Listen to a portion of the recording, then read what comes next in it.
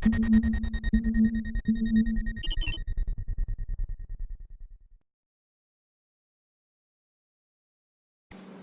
guys, so welcome back to Ekraft Geeks. So today we are going to learn the interface of OLED display with the Arduino UNO.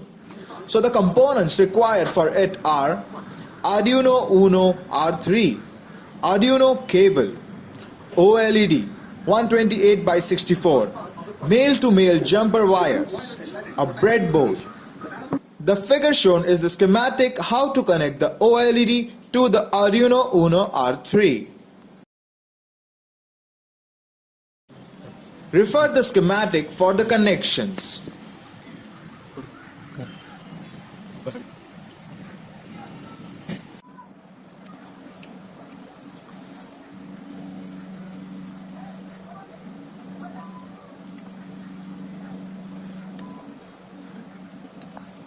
Let's begin with the most important part of the project.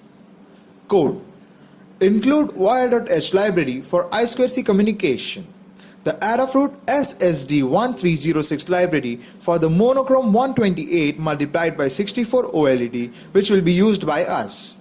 And also Adafruit GFX, which is the core library for the graphics, and all other graphic library are derived from this only.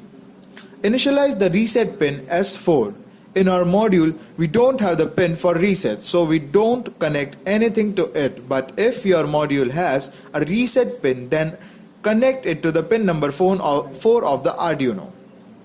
The reason why we are using this is because the library we are using is a standard library and takes the OLED reset as its argument for initializing the OLED.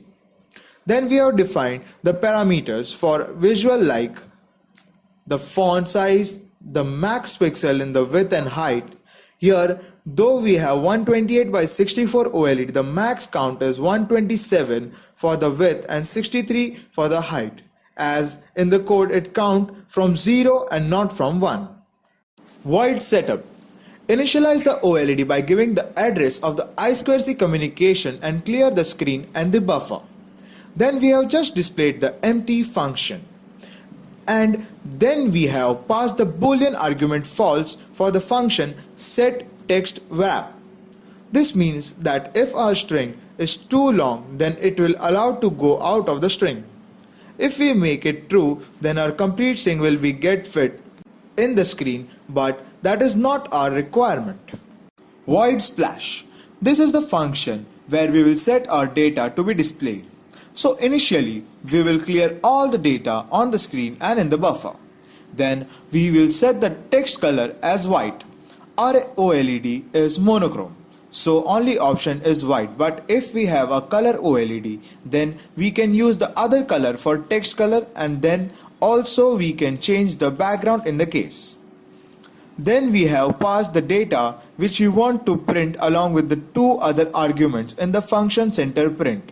Out of the two, the first argument is the pixel height from where to start, that is in accordance with the y-axis, and the second argument is for the size of the data. The function center print is made below. Then we have called the inbuilt function display of library Adafruit SSD1306 by display.display.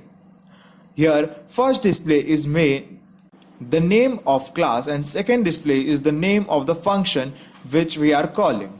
Then we have given a delay of 10 seconds. Void loop. We have just called our own made function splash in the void loop. Void center. This was the function which was called in the splash function. Here we can see that our function takes 3 arguments. The first argument is the char, which takes the string which we want to display. Second argument is the point on the y-axis from where to start, and third argument is for the size. In this function, we have first called the inbuilt function for setting the size of our text, that is setTextSize. Then we set the cursor position from where it will start the text. This is done by using the inbuilt function setCursor, which takes 2 arguments, that is the x coordinate and the y coordinate. the x coordinate to print in the center, we have used a small formula where it will first divide the max screen pixel on the x-axis, it is 128 in our case, divided by 2.